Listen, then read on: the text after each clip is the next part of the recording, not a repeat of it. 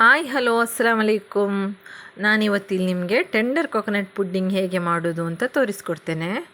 Milk made ಏನು use ಮಾಡದೆ ತುಂಬ ಈಸಿಯಾಗಿ ಮಾಡಲಿಕ್ಕಾಗ್ತದೆ. ನಾನಿವಾಗ ಇಲ್ಲಿ 2 ಟೆಂಡರ್ ಕೊಕೊನಟ್ ತೆಗೆದಿದ್ದೇನೆ ಮತ್ತು ಒಂದು 10 ಗ್ರಾಮಷ್ಟು ಚೈನಾ ಗ್ರಾಸ್ ತೆಗೆದಿದ್ದೇನೆ. ಅದಕ್ಕೆ ಸ್ವಲ್ಪ ನೀರು ಹಾಕಿ ನೆನೆಲಿಕ್ಕಿಟ್ಟು ಬಿಡಿ.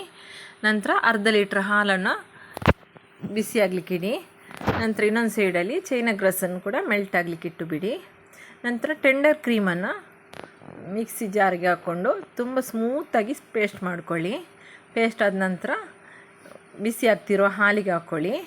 ನಂತರ ಹಾಲಿಗೆ ಶುಗರ್ ಹಾಕ್ಕೊಳ್ಳಿ. ಶುಗರ್ ಸ್ವಲ್ಪ ಜಾಸ್ತಿ ಆದರೆ ಒಳ್ಳೆಯದಾಗ್ತದೆ. ಅಂದರೆ ನಾವು ಮಿಲ್ಕ್ ಮೇಡ್ ಏನು ಯೂಸ್ ಮಾಡೋದಿಲ್ಲಲ್ಲ, ಅದಕ್ಕೆ ಶುಗರೇ ಜಾಸ್ತಿ ಹಾಕ್ಕೊಳ್ಳಿ. ನಂತರ ಚೈನಾ ಗ್ರಾಸನ್ನು ಸಹ ಬಿಸಿ ಮೆಲ್ಟ್ ಆದ ನಂತರ ಅದಕ್ಕೇ ಹಾಕ್ಕೊಳ್ಳಿ. ನಂತರ ನೀವು ಯಾವ ಪಾತ್ರೆಯಲ್ಲಿ ಮಾಡ್ತೀರಿ ಆ ಪಾತ್ರೆಗೆ ಜರಡಿ ಇಟ್ಕೊಳ್ಳಿ, ಚೆಂದ ಜರಡಿ ಇಟ್ಕೊಳ್ಳಿ.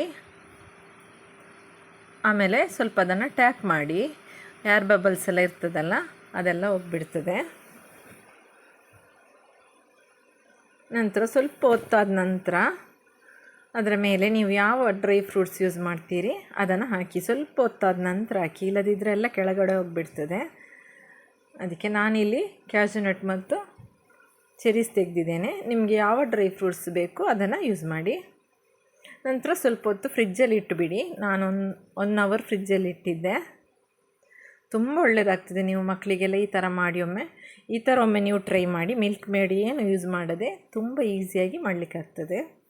ನೋಡಿ, ಇವಾಗ ನೀವು ನೋಡ್ತಾ ಇರ್ಬೋದು, ತುಂಬ ಚೆಂದಾಗಿದೆ. ತುಂಬ ಟೇಸ್ಟ್ ಕೂಡ ಉಂಟಿದು, ತುಂಬ ಚೆಂದ ಬಂದಿದೆ. ನೋಡಿ, ನಾನಿಲ್ಲಿ ಇವಾಗ ಇದನ್ನು ಕಟ್ ಮಾಡಿ ತೋರಿಸ್ತೇನೆ ನಿಮಗೆ ಯಾವ ಥರ ಬಂದಿದೆ ಅಂತ. ನೀವು ನಿಮ್ಮ ಫ್ಯಾಮಿಲಿ ಫ್ರೆಂಡ್ಸಿಗೆಲ್ಲ ಈ ವಿಡಿಯೋನ ಶೇರ್ ಮಾಡಿ. ಮತ್ತು ನನ್ನ ವಿಡಿಯೋನ ಸಬ್ಸ್ಕ್ರೈಬ್ ಮಾಡಿದವರು ಚಾನಲನ್ನು ಸಬ್ಸ್ಕ್ರೈಬ್ ಮಾಡಿ.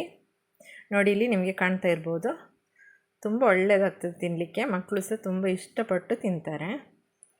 Thank you for watching.